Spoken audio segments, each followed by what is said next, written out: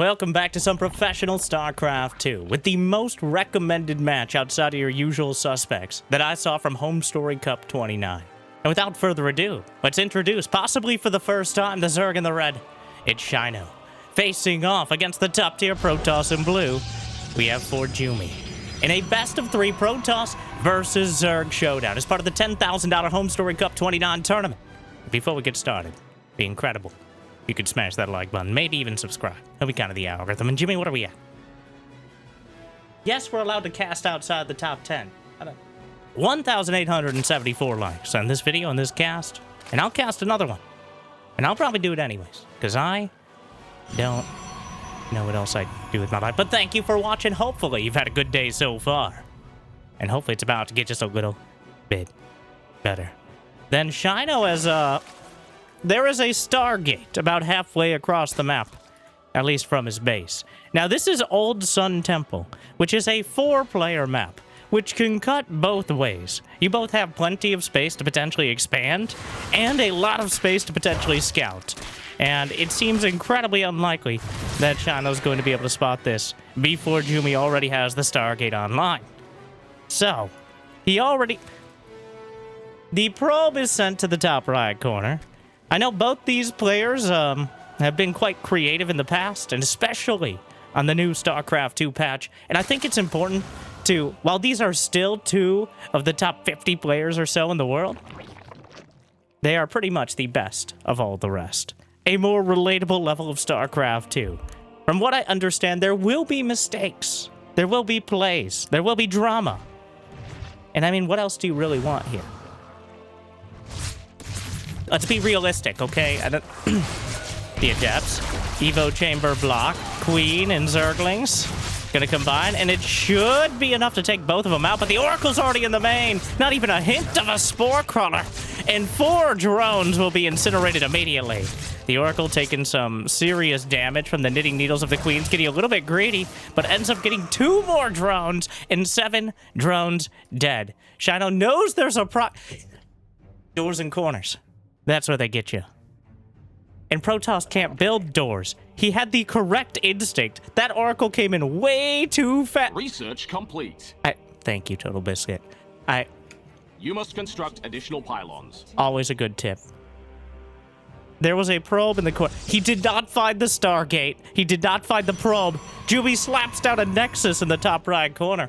And he's now established 2 out of the 4 for the illustrious 4 corners bingo strategy. Meanwhile, another Oracle. Even more Oracles in production. But, oh, that last shot, the Queens. Terrestrial, get off my creep! Calm down, Brenda. No, I'm calming up! You're not going up anywhere. Metaphorically, Susan. Sorry. I whacked out for... So, a proxy Nexus, a proxy Stargate, and a Twilight and Forge back at home. Shino has taken serious damage. 10 drones. It's going to be more, as the Queen's just not quite in position. It should be pretty obvious where the Oracles are coming from at this point. Every single Oracle has come from that northern side. The Still Not Spore's done. One's about to complete. Queen's still doing a lot of damage. Only 3 more kills. I think these Zerglings were engaging Adepts on the other side. So, Shino will absorb the damage and try to rebuild otherwise. And maybe incorrectly assuming that Jumy wants to take a 3rd. Okay, you know what? Let me rephrase that. He is correctly assuming that Jumy wants to take a 3rd. He's incorrectly assuming that he hasn't done so yet. As there's already... He recalls probes. There is no... He did not research Warp Gate. I lied. I wouldn't lie to you. Intentionally. Just incompetently. He did research Warp Gate. But he only has 2 gates. And without a pylon in that top right corner, he has no way to protect it. Just like he has no way to protect his more conventional 3rd potential base. Without any units. The Oracles are coming back home.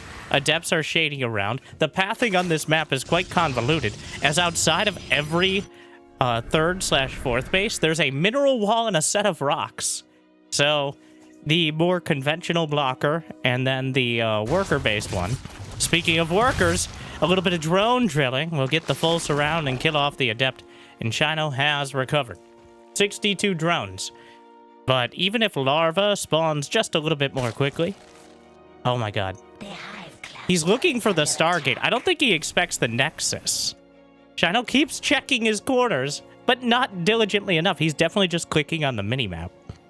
Which, there's a lot of minimap to click on. This is the largest map in the new map pool, I do believe. And it has the most spawn locations. Adepts warping in behind. A secondary wall. Zerglings are somehow slipping through. Some of them are a little thinner than others. Oracle lights up. Another warping. And we have a storm on the way. Stasis catches all the lings. And the third base is spotted. That should draw the attention. Meanwhile, the Oracle's still getting some damage done. The Zealots slicing through. And they don't need charge if the Zerglings come to them. But the Queens are in range. And the Oracles, well, there's just enough space. And then he moves right out of it. The Zerglings are going to be cut down. Eviscerated by the Zealot. He still hasn't spotted either the Nexus or the Stargate. And nowadays, with Warp Gate, you can warp in at full speed at any pylon. While Warp Gate may cost $25.25 to open each one up on each gateway, you can warp in at any pylon, like the good old days, when people would just slap pylons in their opponent's bases. And it's 4 seconds, no matter which pylon you are. The super pylon idea has been completely removed from the game. So, now, Jumy did forget charge, or is a conscientious objector, as he, like a horror movie villain, just trundles his way across the map. Unfortunately, this means these units are actually terrible against roaches, instead of just really bad. So he loses all of the Zealots. He just lost 8 Zealots, forced out a recall, and Shino is working with... He needs to find this base. Like, he has an income advantage still. But he's assuming that he has such a decisive income advantage, he can go mutas and then go all the way back into ground. Because I don't think he expects the mutas to be the game winner. But, especially since the Spire got scouted. I didn't even talk about, there's so much going on. It's all over the place. But with a couple Phoenixes and any amount of Stalkers, the mutas, he's just adding more. I mean, he did that before he spotted the Phoenixes existing. God, we're fighting the microphone as well. I know. A hectic game so far, but Shino 76 workers, Jumy with 72. He's getting +1 air weapons. Some Immortals, there's a Warp Prism. Infestation Pit, Baneling Nest. We're going every which way. The tech shrubbery for both sides. Ground and air. As +1 air weapons combining with the Phoenixes. And then mutas headed towards the ground with the Infestation Pit and another Evo Chamber. +1 melee attack versus +1 Protoss ground. But 15 mutas versus 5 Phoenixes. But in the what? Did he just run in? Ah, classic tactic. Just walk in. Alright, well, the roaches have speed, but that's not gonna help them escape. He loses every single one of them. Wow! 4 mutas, 13 roaches, a dozen lings, and a Ravager. For 5 Zealots and 2 Stalkers. Not exactly a trade. That's more like a massacre. That is... And then another Stasis down the center. Shino rallying across the map. He's got a hive on the way. There's a fleet beacon begun for Jumy now, which is honestly surprisingly late considering how far invest... Then again... Wait. Okay, there's a Stargate at home. There's still the very forward Stargate. The Nexus has not been scouted. And he's now mining gas from some of it. Some of the probes, typical group project, there you go, notices it. But Shino also has access to his entire half the map, as Jumy, with Phoenixes, which do not hold ground very well. And by that I mean at all. Shino, somehow, he still hasn't scouted it. The first time he scouts this pylon may very well be when the hatchery finishes, or some Zealots warp in and he can't avoid it. But speaking of Zealots warping in, he can't avoid a Warp Prism to the south. The mutas are chasing their way down. Ultralisk Cavern is on the way, by the way. Adrenal Glands as well. The mutas are chasing. The Phoenixes coming back at home. The Storm on the Cyber Core actually slaughters all of the Zerglings. That Templar gets 27 kills. A single Zealot is warped in. What are we rationing now? Meanwhile, the Phoenixes, some of them being knocked down by the Corruptors. Infestors on the way. And more Zealots warped in, though he's still... I think this will finally be the moment that he scouts the Stargate. But will he be able to stop it? There it is, 10 minutes later. The Phoenixes will finally pop out. He may be able to clean this up. Jumy, Shino thinks he's on 5 bases to 3. Was your base burning to the ground part of the plan? It's a very good question, actually. I don't know. But the positioning is actually disgusting. +1 versus 1-1 without Adrenal. Honestly, wow, it's working. We got Void Rays with Flux Veins on the way.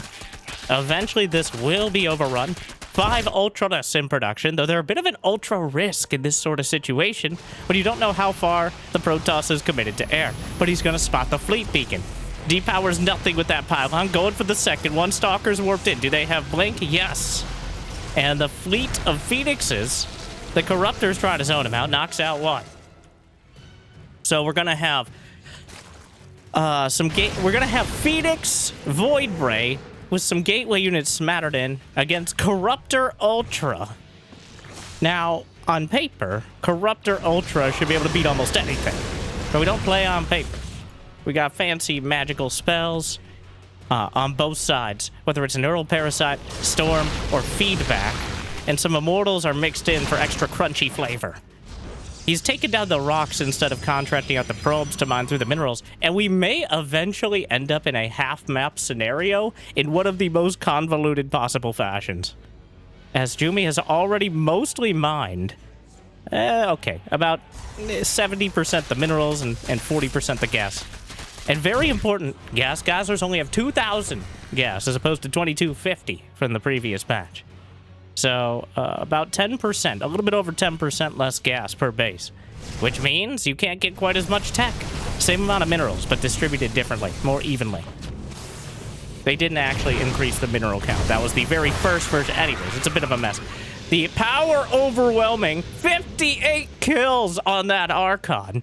Because it's a combo effort. Like, they get taxed together. Meanwhile, the Infestors in the sky, and they clearly don't thrive there based on the way they're jiggling around. But it's okay. He'll put them down in the unit's lost tab.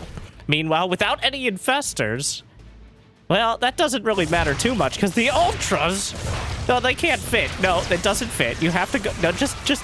What is he attacking? It's old Ultra. He's hurting himself in his own confusion. There's a carrier. There are some Phoenixes. The rest, why did you recall? Oh no, he recalled and it took the closest nexus with the most energy, which was the top right corner, which means, wait, what, did he just stop? It was too chewy here?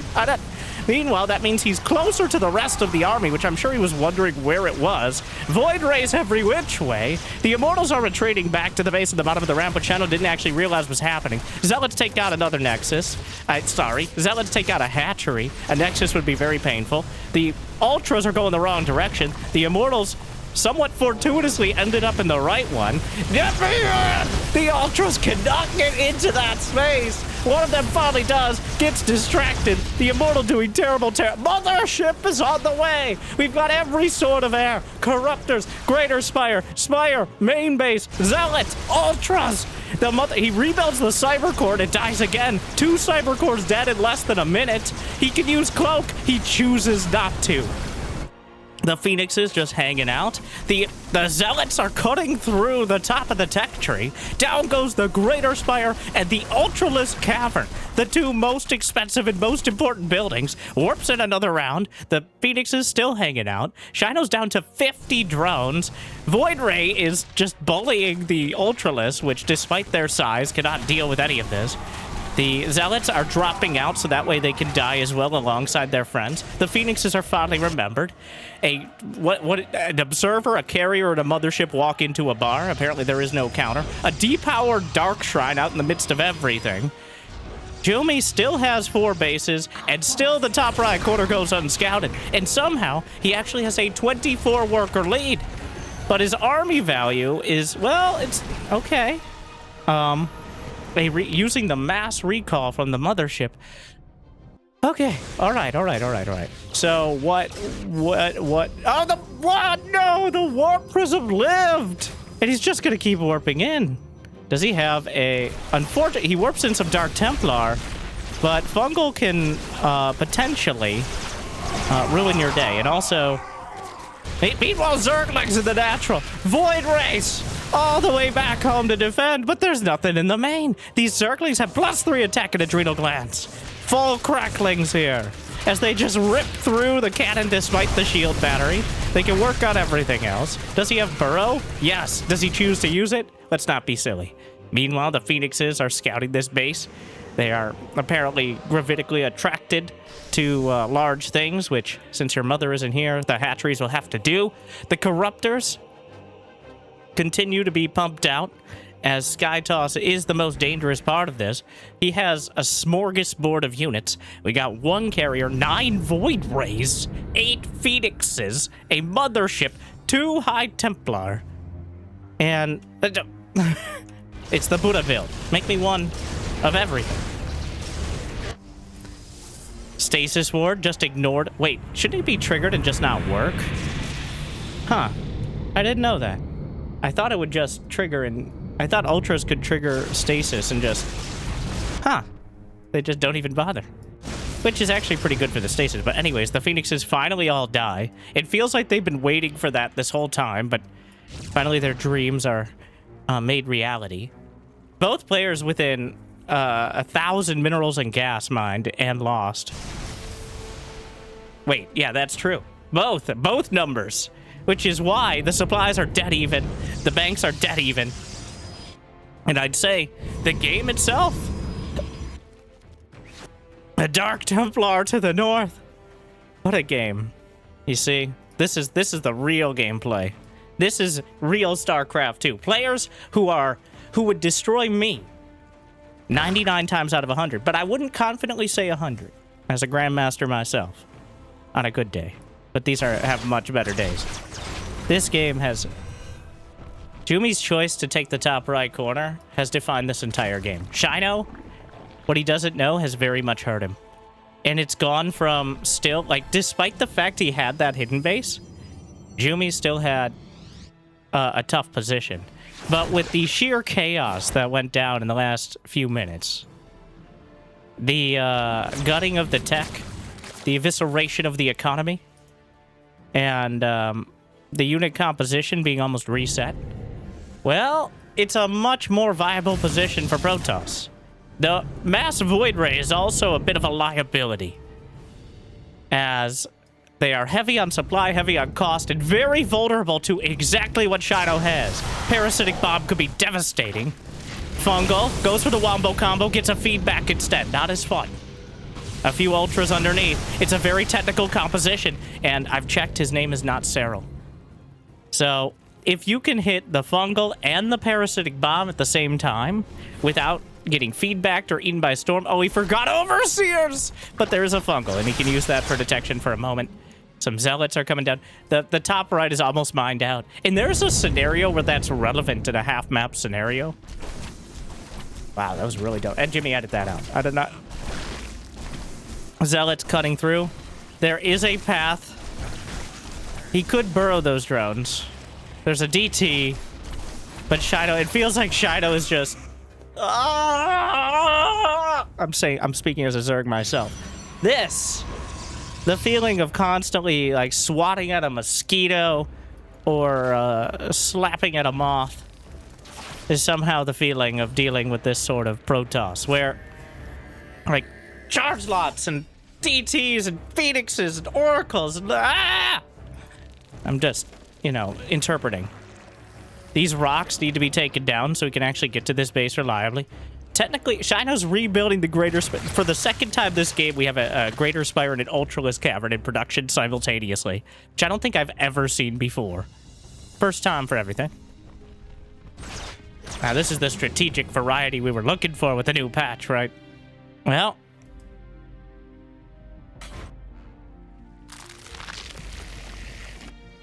The Zerglings will run right by. He could potentially just kill the Dark Shrine. Hold position in order to make sure he gets the probes. Meanwhile, the Void Rays, no! Wombo combo! But then he just recalls out. It's still going to be a lot of damage. But the mass recall is enough. The Zerglings ripping through everything that doesn't cause gas and easily getting obliterated by the stuff that does. The Stargate's been dead for a while.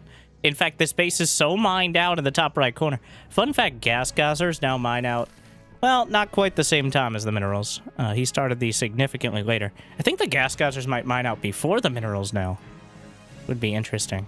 As the minerals, the peak minerals have less, and the Gas Gazzers do as well.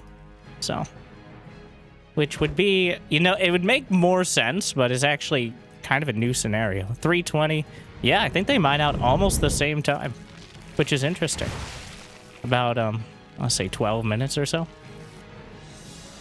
Anyways, the transfer of all the probes to the south. 69 probes for Jumy, up against 54 for Shino, but he's got Broodlord and Fester. All roads eventually lead here. It's been quite a convoluted one. We've taken a whole lot of detours. But, Broodlord and Fester against Mothership Sky Toss with some Templar sprinkled in. So, we've eventually cut the map in half. And, in some sort of fashion. Some halves are more equal than others. This one actually about even, besides that bottom left, but Time Warp lights up the Void Rays, but they get distracted by Broodlings. He needs to focus fire. Do we have the Wombo combo? Where's the Parabomb? He gets another Fungal. He needs the Parasitic Bomb. No! There's enough energy! But the Zerglings and Ultras, he's just gonna settle for, oh, there's a recall of 2 Immortals. No! It's a disaster! That's not enough! He warps in some DTs, but the Overseers are here. Meanwhile, the Void Rays are finally coming back to defend. The Zealots continue trying to warp in. The Ultras are chewing through.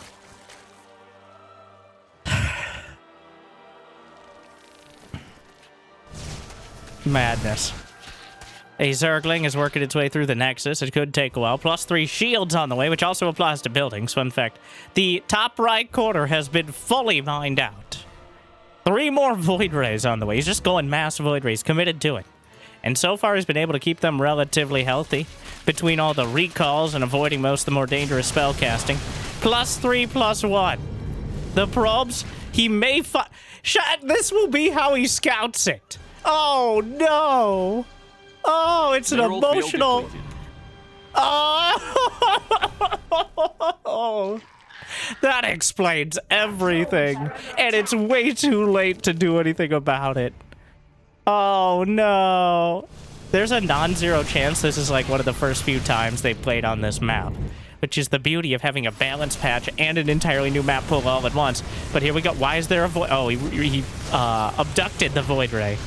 The carriers, but there's no Tempest. Tempest, which are designed to help deal with Broodlords. The main base, the Hive, is going to be cut down from another well-placed Warp Prism. All the Void Rays, the Ultras, they do nothing. He takes down the Spore with ease. The drones as well. The Zealots just slicing through.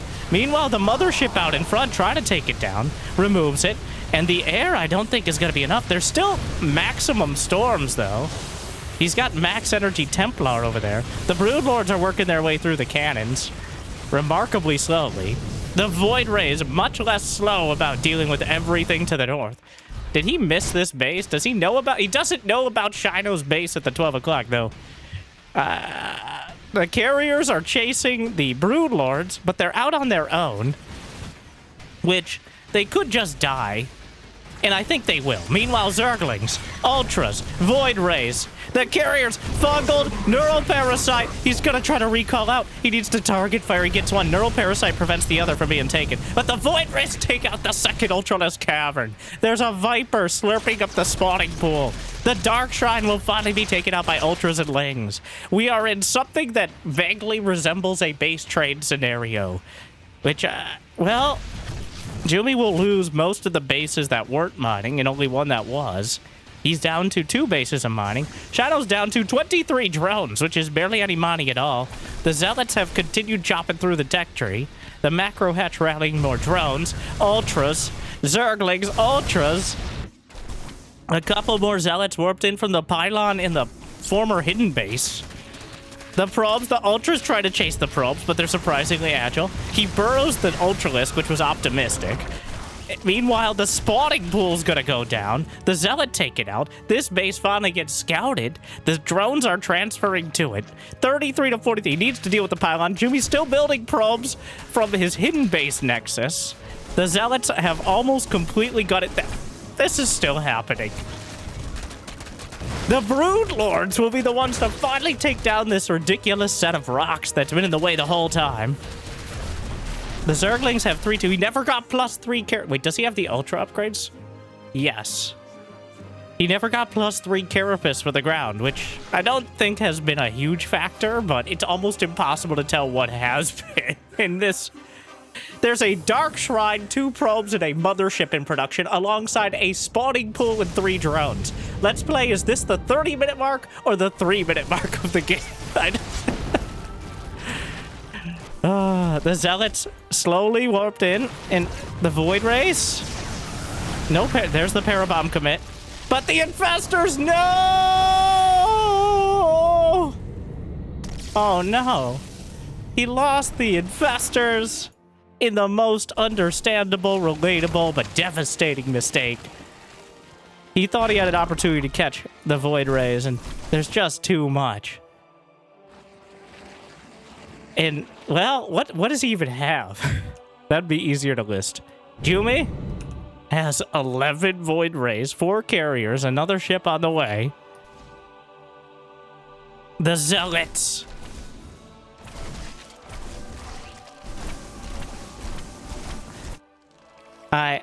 Well, Shino is out of options. His base trade, if he had found the hidden base before it literally mined out, I think this game looks very different.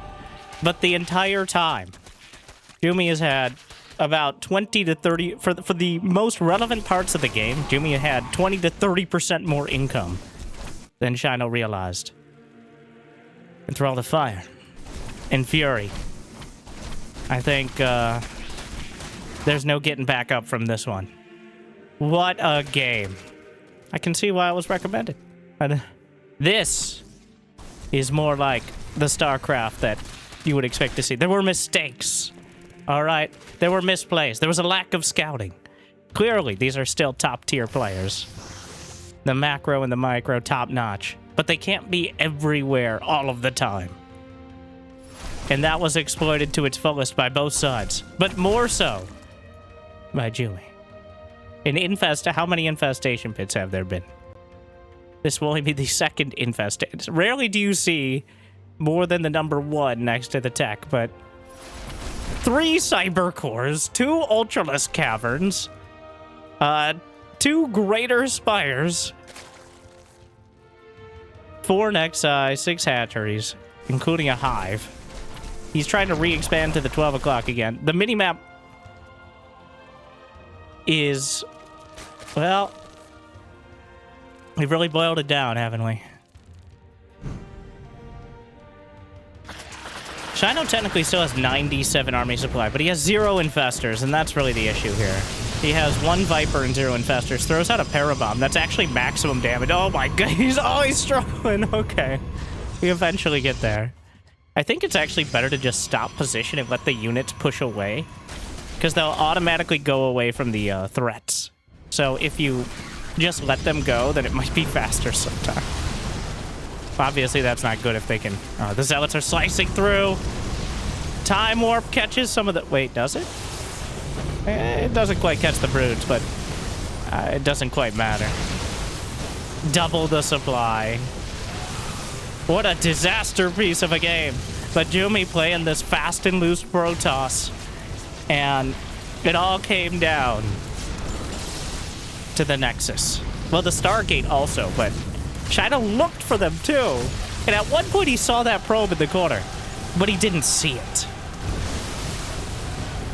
These are maximum damage parabombs, by the way. The mothership spreading the damage, the storm, but it's all over.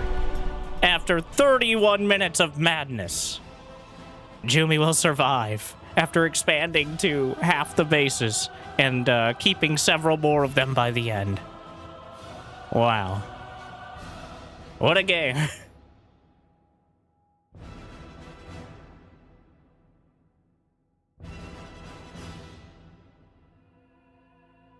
Of all the games I've ever seen, that was certainly one of them. Well,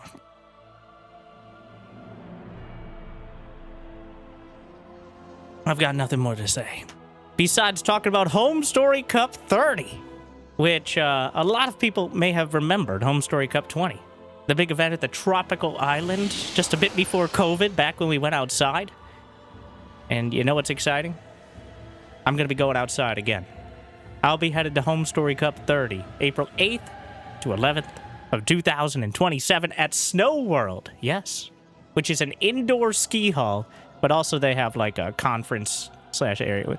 Apparently, they're planning to bring 1,000 nerds. And by that I mean you, if you're so inclined. So, find more info on the Discord in the comments below. And the description, technically, but nobody reads the description. And you can get tickets, or you could just support the event directly, get some merch, if you don't have the means or motivation to go.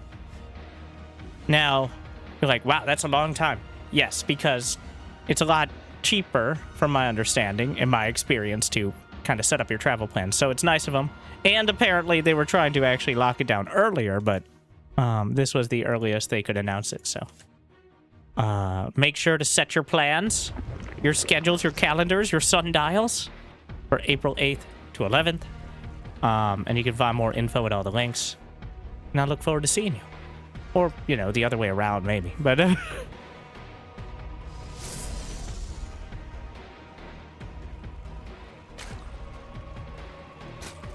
okay.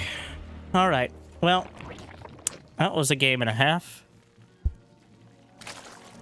Still only counts as one. That is the beauty and the horror of scheduling StarCraft tournaments, by the way. You could easily have a 30-minute game, in three 30-minute games in a best of 3. Or you could have a Protoss versus Protoss best of 5, where each game is 5 minutes or less. So you could play an entire series in the time of that last game. And it happens on a regular basis. And there aren't too many other esports like that. Almost everyone has a bit more structure to it. I think that's why StarCraft 2 is both so beautiful and stressful. Is you could die to a cannon rush 6 times in the time it takes you to win one macro game. You hopefully shouldn't, but whether it's Counter-Strike or Dota or I assume there are other ones out there. They're all round-based. There's a certain, like, minimum level of time between the start of the game and the end. But in a 1v1 real-time strategy game, literally anything could happen. And it seems like something very similar may be happening. Though, a little bit different because he's got a Twilight Council. But there's a very suspicious probe for Jumy out on the map.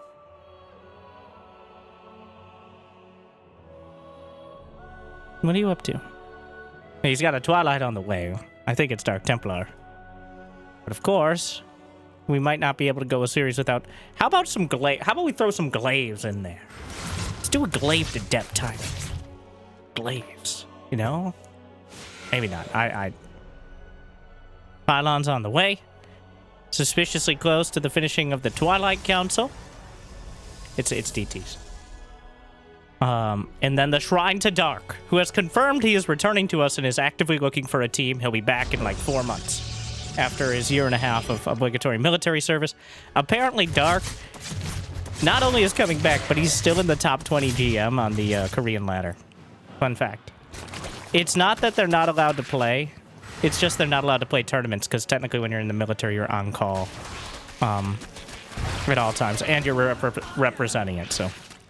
So Dark has not only been interested, but he's been actively playing and still is probably one of the top 10 Korean players in StarCraft 2. That's exciting news.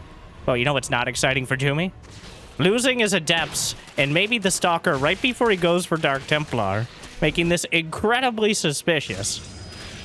He's gonna lose... What? He recalled the Stalker to get it out, which is the poor man's Shade.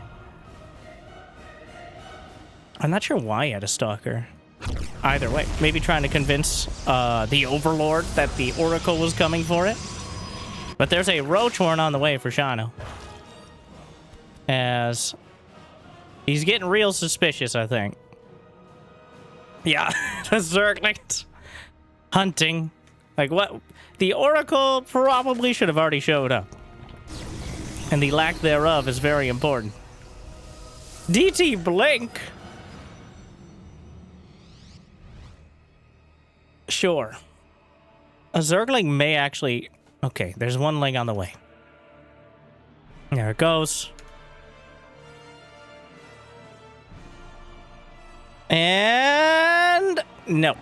You really got to check those corners. Unfortunately for Shino, he just hasn't been quite scouring the edges. And in the dark corners of the map is where the Protoss thrive. For Shakuras. And so far, 2 games in a row, that severe... Oh, this pylon is in Overlord range. Which is unfortunate. He's waiting for DT Blink to be done. Which is hilarious. The DTs are going to be spotted. Like, he sees the shimmer. They're not on attack move. He sees the shimmer, right? Oh, no, he doesn't have a lair. Oh, this is actually a lot more dangerous. That's enough DTs to just... Like, if he just kills the Spore, there's no other detection.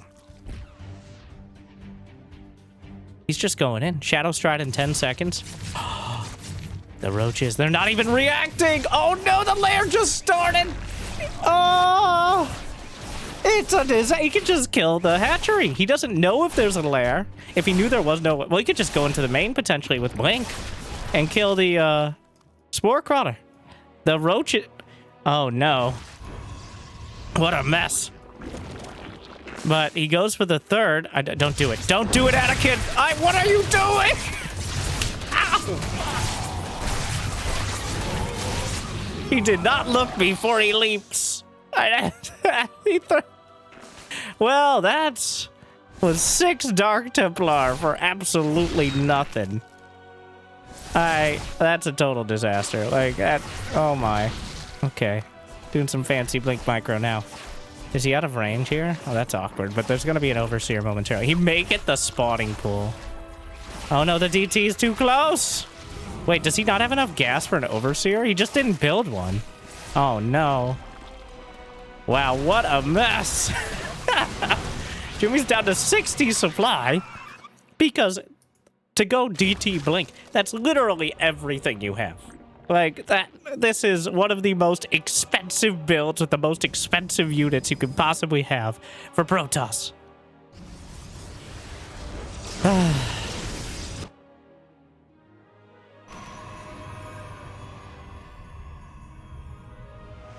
So, there's a bunch of roaches with speed on the way.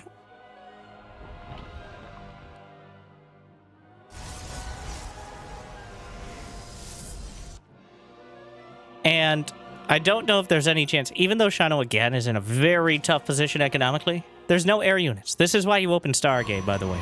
This is why every game is a Stargate from any Protoss who has self-preservation skills. Because even if you do a lot of damage, well, he did lose 6 Dark Templar for free. He killed a hatchery, but that is not even close to the cost of 6 Dark Templar. Especially involving the... Shino did it again. Shino.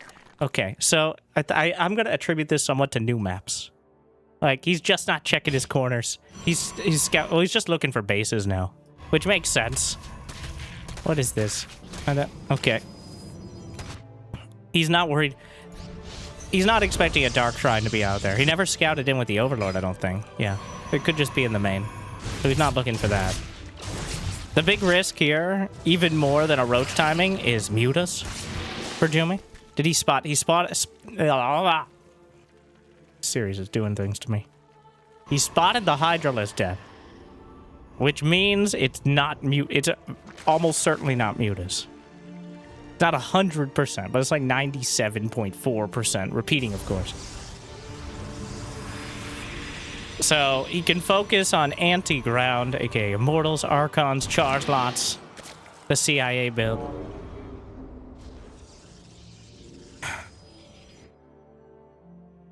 Hydralisk, 10 of them in production.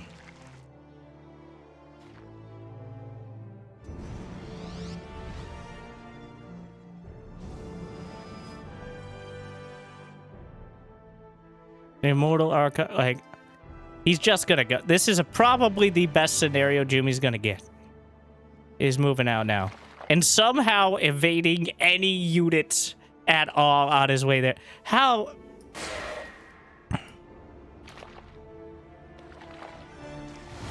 The Adepts keeping him busy. Charge lots off to the right side will just kind of die. Why are the roaches here? Well, he's gonna get the Robo, but only a split second after the Warp Prism comes out, for whatever that's worth. Third base will die, but the roaches are pretty much uncontested unless he's willing to recall. He is. Recalls to the main, which I don't think he had the energy. And more probes will die. The rest of the army. Shino's at 199 supplies. He's replacing each of these roaches the moment that it dies. A force field locks him in. But the rest of the army is bearing down on the third base. And Jumy has a very strong Protoss army, but he doesn't have enough of it.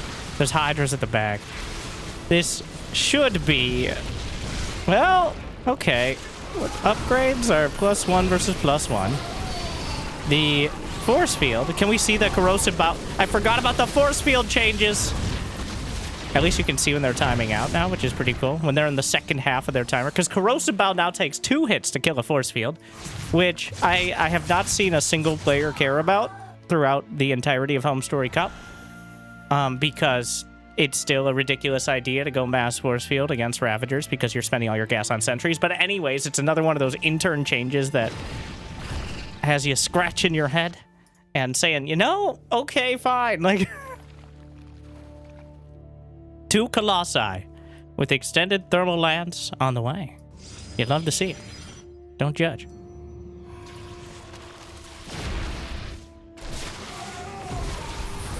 Alright, the force field. Unfortunately, the Ravagers died before we could potentially see it. The charge lot's on the other side, but both bases... This army is not big enough to deal with either half of Shino's army. Does he have Hydra speed? No. But it's fine as long as the Hydras don't need to run away. Unfortunately... Well... Corrosive Bile mildly inconveniences one immortal. There's no detection. He could actually blink the DTs on this. This is happening. Meanwhile, the rest of the army down the center. The charge slots are actually getting a lot... Well, I thought they were getting drones, but there's some roaches back here. The DTs... Alright. Well, you know, he's doing what he could. Shino's taking some hits across the board, but quantity has a quality all its own. And it appears there's plenty of quality for Shino. The DT's slicing. Gonna get a few more. Oof. Blinking away. Would you die already? As between sniping the detection and going Dark Templar and the charge lock counters, Shino can't quite lock down this match yet. Please bring it, Overseer. Please stop making Dark Templar look like a viable answer to almost anything. Please bring it... Uh-oh. Well, we'll see if Jumy realizes this. As more... Oh, this is actually a perfect timing. It couldn't actually get any better than this. He has 2 Colossi popping out and a Warpin prepared. So the drop will do nothing. That's 4 Colossi now. That's actually now that's enough. It depends on the angle somewhat, but that 4 Colossi, 4 Immortals against a mostly Hydra army. Oh my. Well, the drop in the main. He's warping in DTs, realizing there actually is no detection. You gotta be careful not to kill your own DTs with Disruptors. Disruptors have an auto attack, or a fake auto attack now, which keeps them from wandering to their death. What a save! Using the pickup key as Zerg, see? All races could use it. It's pretty much the same. Oh, well. The ground army just dissipated. And the Colossi will be toppled. The DTs will actually clean up the main base. The Colossi racking up a disgusting amount of kills. But eventually... Would you die already? Bit of a clown fiesta. He's just gonna target the Nexus. It's gonna cost him even more Hydras. Two Colossi and an Immortal, which is GWP. Game well played. Protoss are very stingy with their words. As they don't speak them very often. Or at all, technically, but... So we're all tied up. These two clearly evenly matched. Jumy with his... Hero, honestly, shades of Hero. Like, if Hero had dementia... while Shino is... a very... Honestly, kind of a typical Zerg. I'm sorry. I don't mean to be insulting by saying typical, but he's trying to do a normal style, and Jumy is just not letting it happen.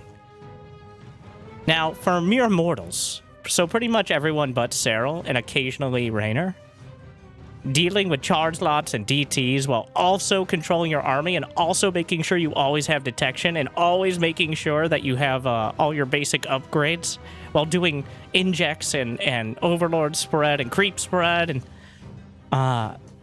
is a bit to keep track of. Sometimes even considered up to a bite.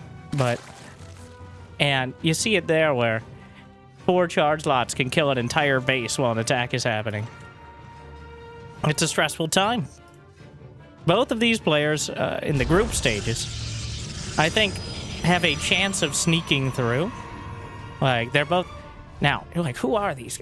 Believe it or not, there's quite a bench of players in Europe, especially. Well, pretty much exclusively, where there's probably 20 to 30 players, of which these two are counted in their number, who could potentially take a game off of Clemersero. They probably won't, but they're incredibly good. Like, and they'd probably be...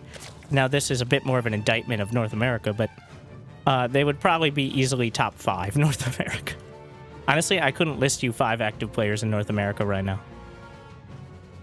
Oh.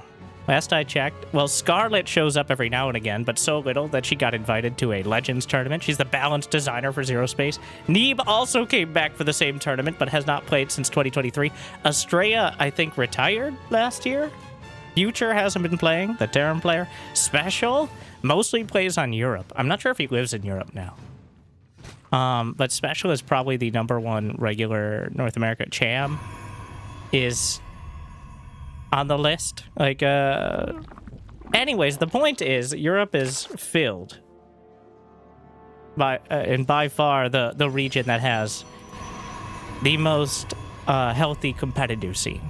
Here in North America, we like to just talk about it, but which is why, if you got an opportunity, you should check out Homestory Cup 30. You know, it's these sort of community events that have also helped sustain the European scene.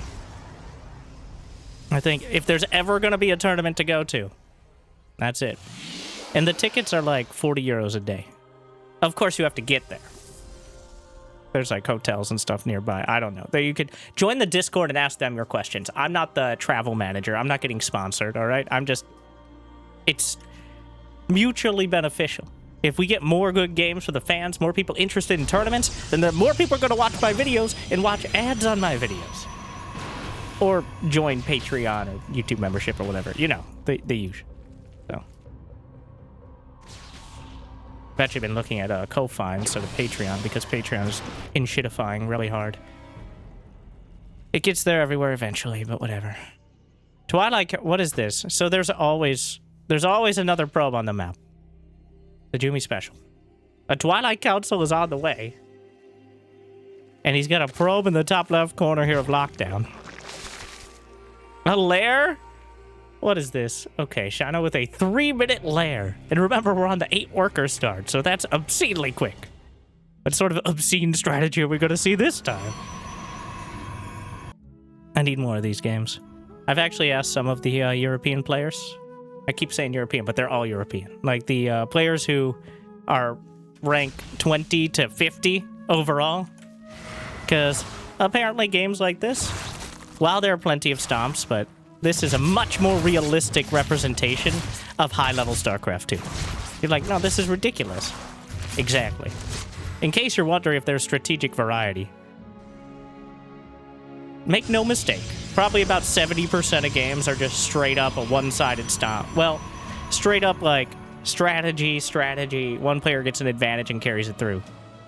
But there is a significantly higher percentage of completely unpredictable strategies around that slightly less perfect level. And I'm going to be making an active effort over... Well, this is the time. With the new patch, hopefully new people, let's be honest, a lot of old people coming in. How's the back pain? Like, well, is this a good time to play? I haven't played since Legacy of the Void came out, or since Wings of Liberty when the worker count was close to this one. Well, there's no better time because even the pros aren't entirely sure what we're doing yet. Give it a couple months, but literally no better time. So I'll make an effort. And I'm going to ask you to make an effort to, even with the clickbait titles, it works. All right? Here is... Okay, let's, maybe a bad example. But,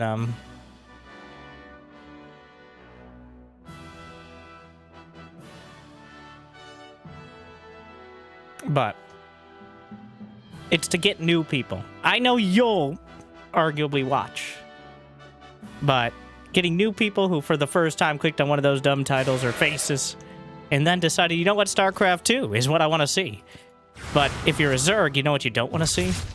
A bunch of glaive adepts in 2 of your mineral lives. Unfortunately for Shino, he doesn't get to choose. As the adepts get into the main, he has Hydra. He did a Hydra rush, which is like the worst possible option, because not only does he not have enough Hydras to deal with the adepts, but, well, that's because the adepts kind of counter the Hydras.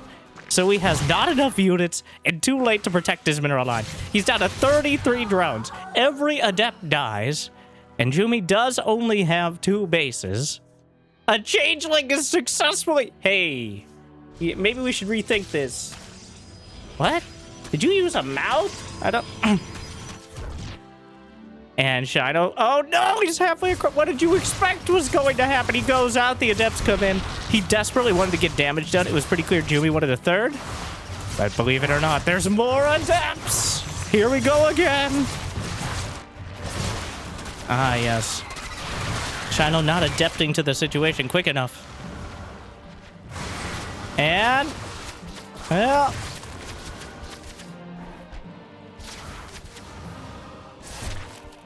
what? A Dark Templar? When did that happen? Probably while I was ranting. But, there's a Dark Templar. 3 kills. Shino's still at 37. At least he had a lair done, so he has an Overseer. But, oh my. A Robo and a Forge on the way the DT gets ping cushioned. Another DT in the natural, though. It just keeps happening. They don't stop coming, and they don't stop coming. The revolving door. He hasn't dealt with the pylon.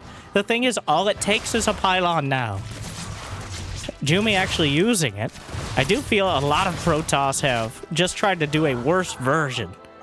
At least the highest level Protoss have tried to do a worse version of the builds they were doing a month ago. Whereas it's the Protoss just below that level, like Jumy and Neeb in the Legends tournament, that are actually trying something a little bit new. And that's always... I think we've forgotten over the last couple years how Protoss used to be.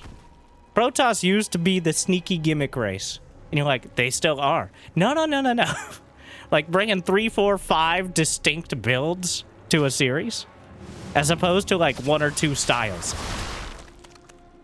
But recently, it's become a lot more stable with energy recharge, much to Zerg's dismay and to an extent Terran. And with the reworked warp gate, well, that doesn't mean adepts can't just still kill the hatchery. Why aren't you killing the hatchery? There's a perfectly good hatchery to kill. There's a DT in the main. 11 more drones slaughtered. Oh my god, it just keeps happening. I gotta stop having these meta discussions while this level of harassment. This isn't even harassment. This is just assault at this point. Ugh. 11 drones dead. Now DTs are wandering in. The revolving door, the revolving pylon continues. Back at home, this is almost the entire army, though. The adepts and the DTs. Otherwise, he has 1 Immortal and 1 Stalker. So, there's still a DT in the main. Jumy still has... What was that? That was a weird sound glitch. Jumy still has a... something. I don't know. I forgot what I was saying. DTs! Oh, they can just get the base. Get the base! Gives it a slice. Make it 2. And by the time it hits thrice, the 3rd base goes down. And he's not able to, like... Well... The DTs, he just can't deal with it. The Hydras are not good enough. Hydras cannot reliably deal with the DTs, nor the Adepts. If they stand still long enough, but they simply don't. So here we go. Counterattack, 2 sentries being warped in. He can't risk getting force fielded on the ramp. He has no way to break it. Energy recharge on one of the sentries, which is not surprising. How do you get up the ramp, Shino? What's the plan? Yeah, he's just going to take a proxy Nexus, which is on brand at this point. The Immortal going to get stuck out in front, which is worst case scenario. But wait, there's more Adepts! He's trying to go up the ramp. The force fields are just off the mark. And that means this is actually like... Okay. This is a terrible position to engage, but guess what? DTs it? Not DTs. Wait, there are DTs somewhere. Are there? Oh, they came back home. There's still the Nexus in the bottom right corner. Because of course there is.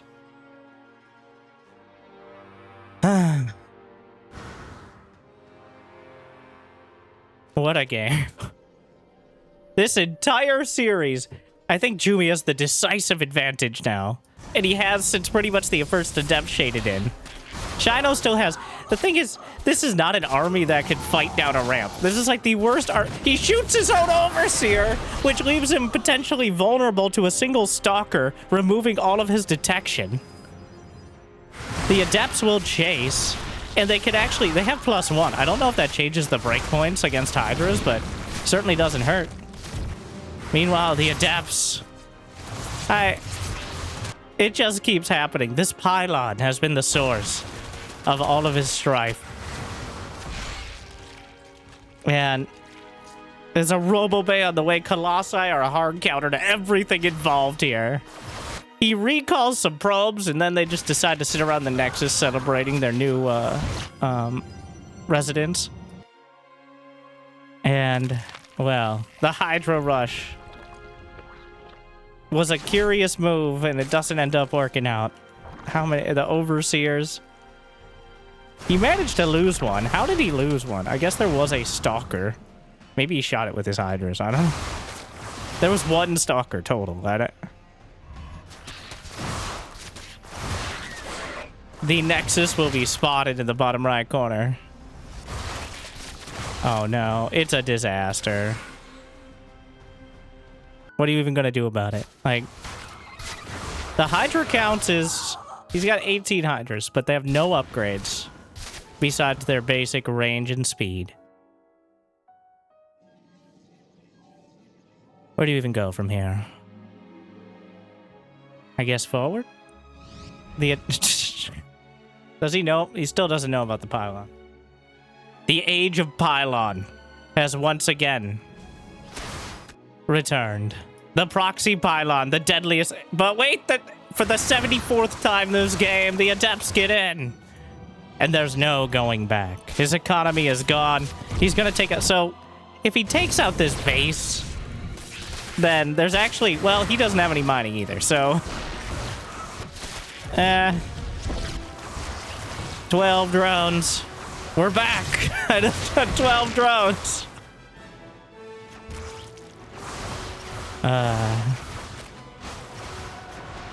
It's a disaster. The Zerglings, the Adepts doing so much damage. I mean, he's gonna go forward, I guess.